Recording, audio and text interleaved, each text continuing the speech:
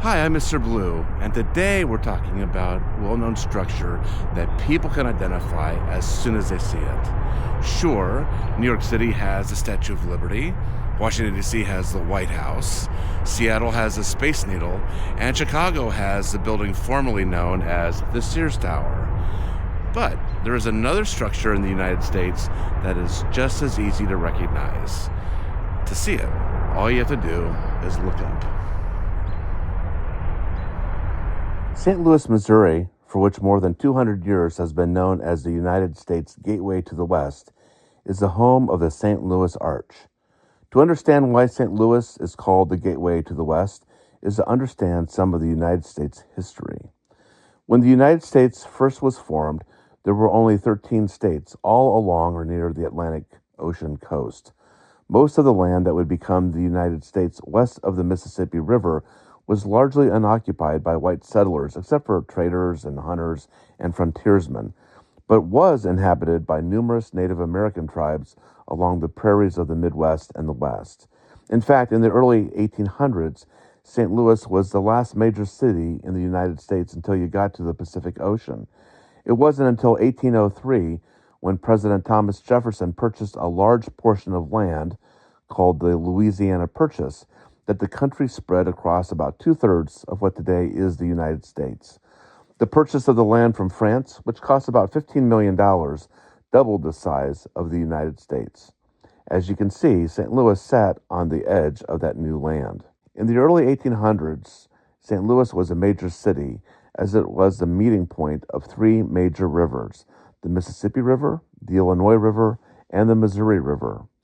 Because most of the land west of St. Louis for more than 1,000 miles was undeveloped, making it difficult to travel over, rivers played an important part in transporting food, supplies, and people. And since St. Louis was the meeting point for three major rivers, the city became a major center for trade. By the 1840s, many people from the eastern part of the United States were traveling through St. Louis to head west. 100 years later, our country was in the midst of a horrible depression. That meant that many people did not have jobs, many people were hungry, and many were also homeless. And there were a lot of depressed areas in cities, including along the St. Louis waterfront. In the 1930s, a man named Eli Smith returned to St. Louis from a trip to Indiana and thought it would be great to build a monument to honor the role that St. Louis had played as the gateway to the West, while also creating thousands of jobs for several years. Over time, $30 million was raised to construct a monument in downtown St. Louis on the banks of the Mississippi River. All but two historic buildings were removed from the 80 acres of land in that area, which was equal to about 62 football fields. In 1947 and 1948, there was a national competition for the best design to be the monument in front of St. Louis at the Mississippi River. And here were the winning entries. The competition committee had to decide which one of the five would be chosen to be constructed.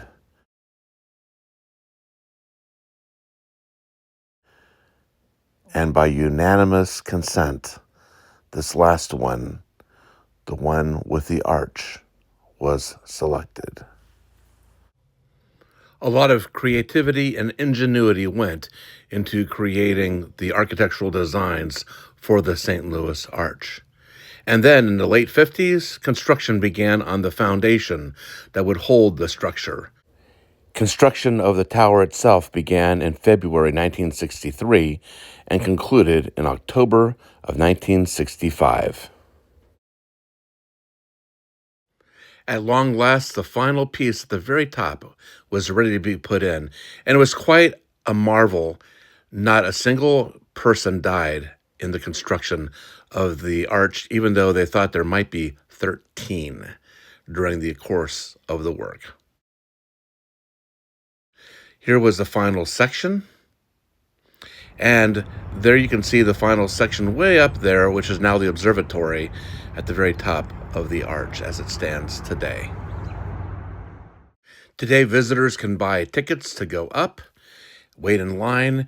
About 2.5 million visitors go a year. And then this is the specific cart system that was specifically designed to take people up the arc of the arch.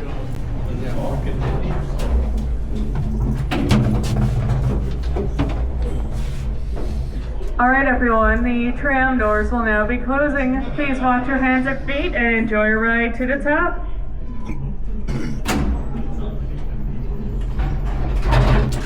So I'm now on the tram going up to the top of the St. Louis Arch. 5 people can sit in this tram, and this is a unique system. It is a combination of an elevator, a Ferris wheel, and an escalator, so that you can get at the top, go up over the curve, and be safe. So you can see that this car is constantly readjusting itself as it goes up. Again, it's a combination of elevator, escalator, and Ferris wheel. And it takes 4 minutes to get up, and then because of gravity, it only takes 3 minutes to get back down. So then we'll be up on top for about 7 minutes to look at pictures or look at the view on both sides.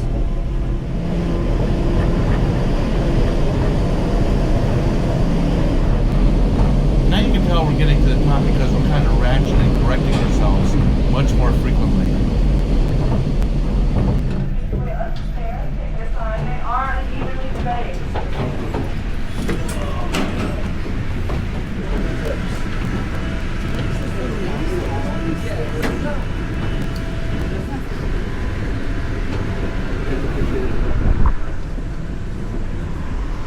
Alright, everyone, please make sure you have exited at this time. The tram door is closing. Alright, please make sure you have exited at this time. The tram doors are closing. And you can look on this way and see downtown St. Louis, including you can see our shadow down there. And if you go across the way over here, you can see the Mississippi River and Illinois.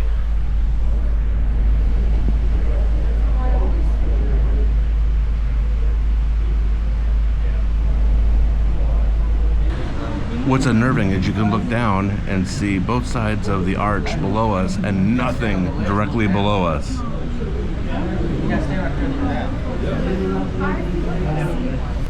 Some fun facts about the arch. It is a symbol of St. Louis being the gateway to the West in the 19th century as the country expanded to the West Coast. It's 630 feet tall and 630 feet wide. It was designed to withstand an earthquake or winds up to 150 miles an hour, and it can sway up to 18 inches. There's over 1,000 steps going up the arch, and on a clear day, you can see for 30 miles from the top. From the St. Louis side, you can look down at the old courthouse where the Dred Scott cases were held. You should look that up, what that is. And then there is a view of Busch Stadium where the St. Louis Cardinals play baseball. And then the big dome at America's Center is used for football and other major events. Toward nighttime, the view to Illinois is beautiful, but even more striking is the view over the city of St. Louis as the sun is setting. The trams go up to the visitor center up at the top of the arch from morning until late at night each day.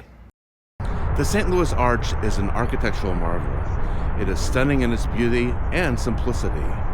It is a fitting monument of a time when St. Louis literally was the gateway to the West.